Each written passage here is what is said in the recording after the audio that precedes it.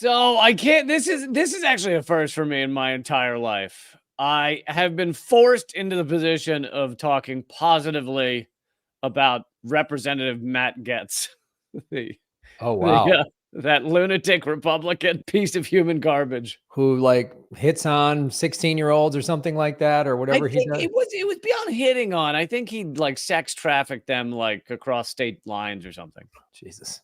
Of I course. don't think it was hitting. Hitting on would be all of Congress, but no, I don't remember the details of that story. But anyway, this actually has just come out like a week ago. The Intercept, and they're like, I think the only ones that really covered it, that the Pentagon is ignoring a law which was snuck into the funding bill because that's the only way you get anything passed in Congress. It's the only thing that's ever passed in Congress where you're like, that might be a good idea. It's because someone jammed it into the budgetary bill at the last minute. Great. But it's a law calling for the Pentagon to report on how many coup leaders, African coup leaders, they've trained. And it's a few. So Matt Gaetz is demanding answers. And this is also, we've pointed this out before, this is how insane our government, as sane and corrupt and disgusting our government has become, that in these rare, tiny, nothing ever moments where you're like, yeah, there's a congressperson standing up against sending more missiles to Ukraine for our proxy war. It's usually a Republican. It's usually like a maniac. It's Matt Gaetz, in addition to whatever trafficking horrific crap he's done, he's also the guy that's really trying to call out insider trading. And you're like, Matt Gaetz is the guy that's the sounding this creep, this filthy creep is the one who's like, no funding for Ukraine. Hey, we've trained a lot of coup leaders in Africa. Hey, Nancy Pelosi and other Republicans and Democrats are wealthy for corrupt reasons. And, I like taking cheerleaders on road trips or whatever. Like this is the same guy. Same guy.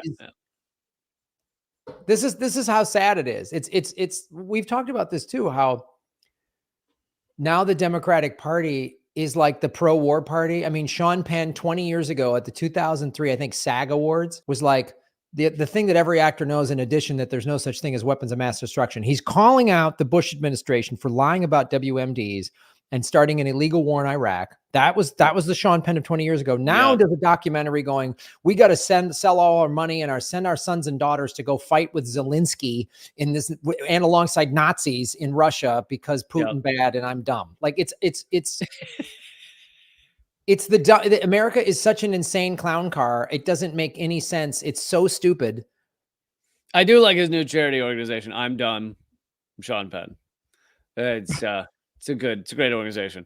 Yeah, no, it's how everything's been turned upside down, and they're both sides, because it's not really sides. It's the two cheeks of the same backside, as Galloway says, and they all agree on two cheeks of the same backside. Two cheeks of the same backside.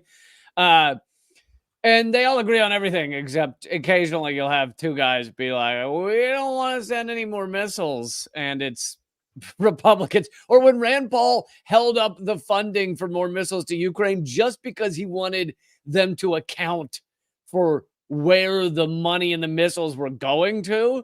And just that was like sacrilege. Like Congress was like, what are you doing?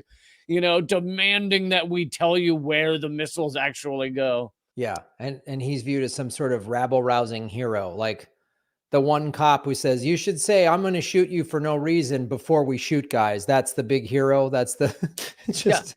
Yeah. And I'll be honest, when his neighbor beat him up, I cheered. Rand Paul's neighbor beat the living crap out of him for some unknown reason, but unknown.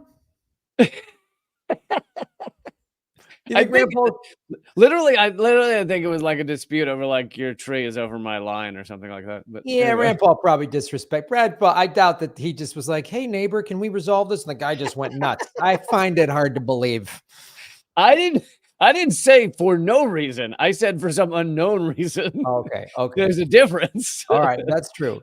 I absolutely think Rand Paul probably treated him like garbage. And the guy just was like, you know what, Buttercup, we're done. And went boom. I have no doubt that Rand Paul walked by every day and was like, "Sorry, what district in Congress do you represent?" "Oh, that's right, you're nobody," and like kept walking. I have no doubt. Just had his staff member go, you know what? Keep throwing your branches in his yard as we pass by Yeah. in my motorcade. Yeah.